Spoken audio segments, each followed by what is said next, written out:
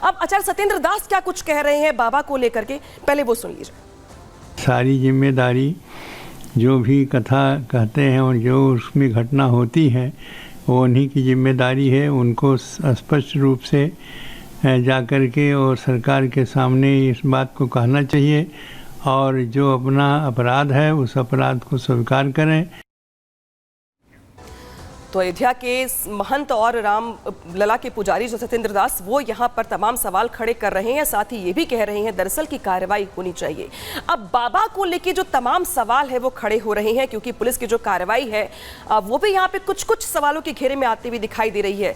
दरअसल सवाल ये है कि क्या बाबा को पुलिस आरोपी बनाना भी नहीं चाहती है, क्योंकि अब तक तो जो तस्वीर निकल के सामने आ रही है वो यही बता रही है, किसी भी एफआईआर में बाबा का साफ साफ नाम नहीं है। इसीलिए सवाल ये है कि क्या पुलिस बाबा को किनारे करना चाहती है?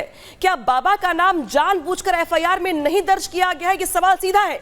इसी के साथ साथ सवाल यह भी कि क्या हाथरस पुलिस प्रशासन बाबा को निर्दोष मानता है, क्योंकि बाबा की ओर से भी कहा जा रहा है कि दरअसल जब ये हादसा हुआ मैं उसके पहले निकल गया था। जो उनके वकील एपी सिंह है वो भी यही बात दोहरा रहे हैं। तो क्या हाथरस का प्रशासन ये मान रहा है और बाबा को निर्दोष मानता है? ये सवाल है। इसी के साथ साथ अगला सवाल ये कि क्या हाथरस पुलिस बाबा को गिरफ्तार नहीं करना चाहती है? हालांकि छापेमारी तो बहुत की गई यूपी के कई अलग अलग जिलों में, जहां पे बाबा के आश्रम है, मैनपुरी, एटा, कासगंज, इसके अलावा आगरा से के साथ साथ तमाम जो राज्य हैं वहां पे भी छापेमारी की गई, लेकिन बाबा कहीं नहीं मिले। बाबा सीधे कैमरे पर मिले। तो सवाल दरअसल ये कि क्या पुलिस बाबा को गिरफ्तार नहीं करना चाहती है? अब न्यूज एजेंसी बाबा तक पहुंच गई। आपने देखा होगा आज सुबह बाबा का बयान निकल के सामने आया, बाबा की ओर से सफाई दी गई। बाबा थोड़े से दुखी भी दिखाई दे रहे थे, रुक रुक कर बोल रहे थे। ऐसा लग रहा था कि जैसे बाबा वाकई में बहुत दुखी हैं। सवाल दरअसल यहाँ पर यह है कि न्यूज एजेंसी बाबा तक पहुंच गई, लेकिन पुलिस नहीं पहुंच पाई। 4 दिनों तक पुलिस छापेमारी करती रही और पुलिस नहीं पहुंच पाई, लेकिन न्यूज एजेंसी यहां पर पहुंच गई बाबा के पास और बाबा को अपनी बात रखने का पूरा मौका दिया गया।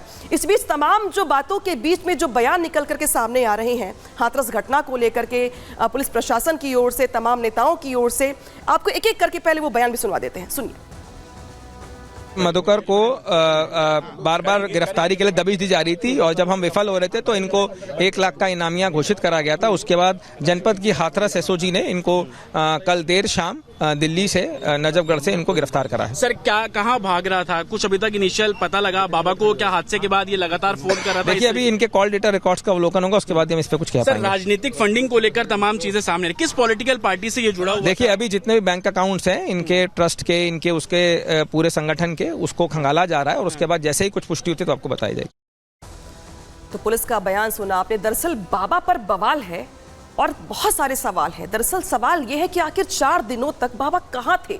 इतने श्रद्धालुओं के, भक्तों के मरने के बाद आखिर बाबा कहां अंडरग्राउंड हो गए थे? इसी के साथ साथ वैसे ही नाटकीय तरीके से बाबा का जो राइट हैंड है देव प्रकाश मधुकर, उसको कल शाम को गिरफ्तार किया गया। और वो मधुकर जिसको एपी सिंह आके बताते हैं कि वो हार्ट पेशेंट है, जरा आराम से सवाल पूछिए, वो पूरा सपोर्ट करेंगे। तो आखिर ये दोनों कैरेक्टर्स जो थे वो एक के बाद एक जो निकल के सामने आए, आखिर वो अब तक कहां थे? और पूरे मामले को लेकर जिस तरीके से बयानबाजी हो रही है, लेकिन बहुत सारे सवाल बाबा के फरार होने पर भी खड़े हो रहे हैं। रिपोर्ट दिखाते हैं।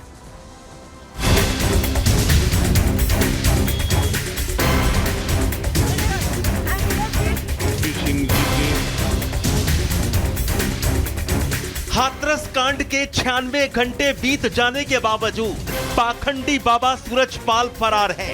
पुलिस अभी तक बाबा तक नहीं पहुंच सकी है। हालांकि न्यूज एजेंसी का कैमरा बाबा तक जरूर पहुंच गया है।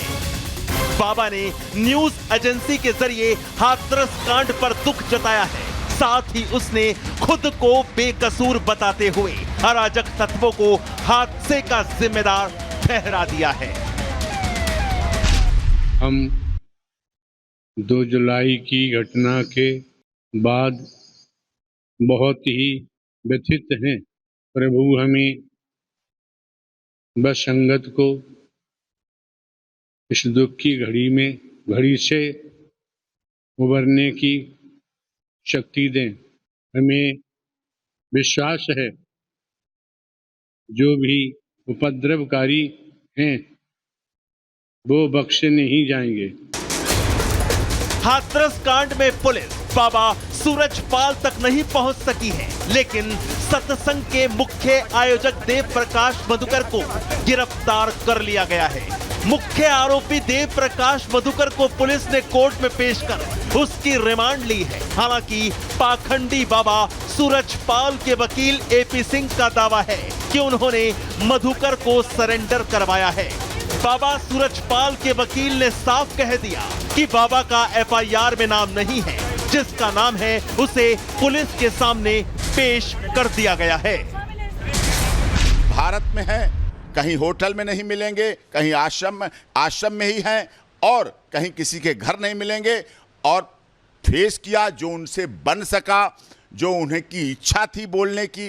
देखिए उनका नाम एफआईआर में नहीं, मधुकर के नाम जब एफआईआर हुई हमने उन्हें एसआईटी के सामने सरेंडर किया है।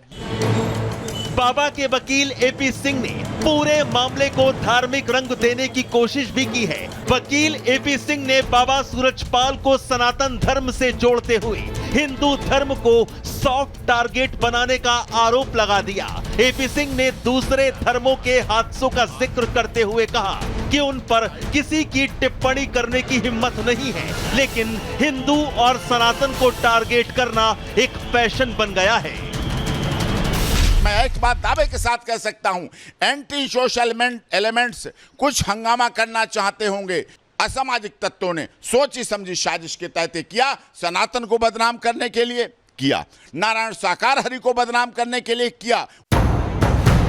पाखंडी बाबा सूरजपाल के सत्संग का मुख्य आयोजक देव प्रकाश मधुकर अब पुलिस की गिरफ्त में है, लेकिन अभी तक उसका पूरा परिवार फरार है। हमारी टीम ने जब उसके आवास की पड़ताल की तो वहां ताला लटका हुआ मिला। अब सवाल यह है कि अगर मधुकर गुनहगार नहीं है तो उसका परिवार घर पर ताला लगाकर फरार क्यों है? घर की तस्वीरें दिखाएं हाथरस से तो उनके घर के बाहर अब भी ताला लगा हुआ है, अंदर परिवार के सदस्य नहीं हैं। ऐसे में कई सवाल भी खड़े हो रहे हैं कि आखिर जब आयोजकों की कोई गलती नहीं थी, ऐसे में देव प्रकाश मधुकर भी आत्मसमर्पण करते हैं, तो परिवार आखिर क्यों गायब हो गया है और परिवार अब भी यहाँ पे क्यों नहीं पहुंचा है?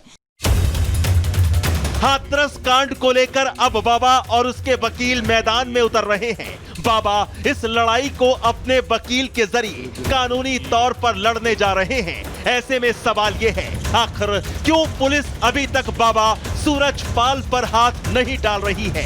क्या बाबा सूरजपाल की पकड़ इतनी ऊपर तक है कि पुलिस उस पर हाथ डालने से बच रही है? Bureau report, Republic Bharat.